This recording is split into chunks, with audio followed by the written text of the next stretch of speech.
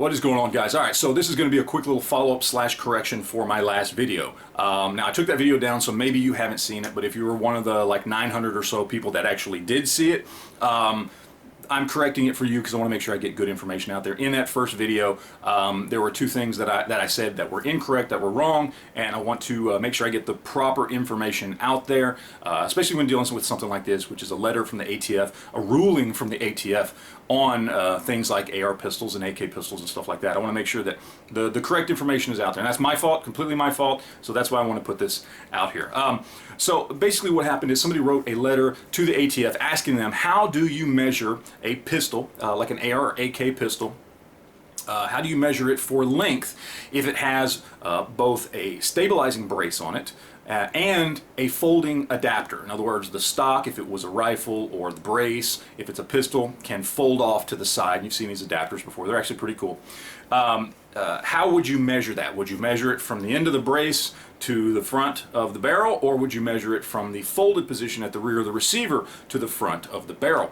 What the ATF came back and said is, well, if it is not an extension of the receiver, like on an AR-15, which the buffer tube is an extension of the receiver, which that means you do measure it from the rear of the buffer tube. If it's not, though, however, like if I were to ask them how I would measure that pistol right there, they would say you measure it from the rear of the receiver to the front of the barrel. Not the muzzle, the barrel, period. Now, it would go to the front of the muzzle if your muzzle brake or flash hider or whatever was pinned and welded. That would then be considered a permanent part of that gun. But if it's just screwed on with a crush washer, you go to the end of the barrel. That's how you determine length on a pistol like that. Okay, that's basically what they said. They said accessories, for all intents and purposes, don't count as part of the gun. Now, that does not affect most people. Honestly, it only affects one group of people, and that is people who run a setup, okay, with a stabilizing brace of some sort, with a folding stock, and also they have a vertical grip. See, because here a while back, the ATF ruled that basically if you put a vertical grip on something that is shorter than 26 inches, you have made an AOW, which is, you know, something that is classified under the NFA, and you would have to pay a tax stamp and do all this other stuff, and $200 and everything else, and run your paperwork and all that kind of stuff to create an AOW, right?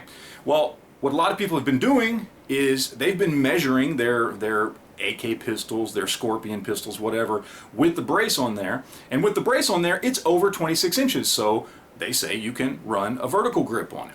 Now, I'm all for finding loopholes in the law, and for those people that have been doing that, awesome.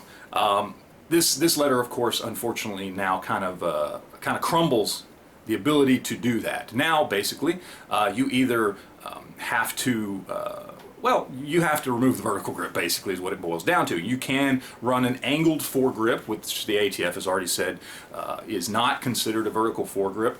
I don't know why. It's just another technicality, and that's basically what the ATF is full of, is technicalities and loopholes and nonsensical rules and regulations.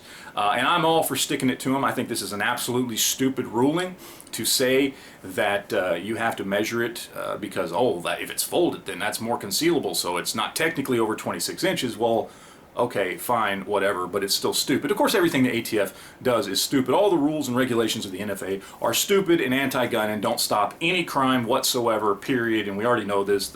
The statistics have been done. The NFA has not stopped a single crime that we know of in the history of its existence, and neither have any of these stupid little rulings that now say that, well, you can't basically put a vertical grip on it if it's got a folding brace.